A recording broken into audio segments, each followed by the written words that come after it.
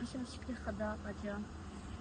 چند قدر ماه نبودیم امروز باز آمدیم برای یک سرود ما پیشنهاد کردن. با کدام سرود آمده امروز با مخلصان پیشنهاد آقا جان امروز میخوام که یک سرود از آقای فرهناز پیشکش مخلصان بگردانم و بعدا از سرودهای خدمت پیشکشان میکنم.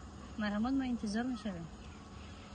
پیماندانان همه سر و پا عزیزم تو مهری با مهری هر جا که نام توست تک تک دلم تپسری با مهری ها ز عشق تو شدم بفرح زدی با دلم تیری نگاه مرهمی تنهایی در شب سیاه لبت با لبم قطع گناه توی مجنون منو میلا مرهمی تنهایی در شب سیاه.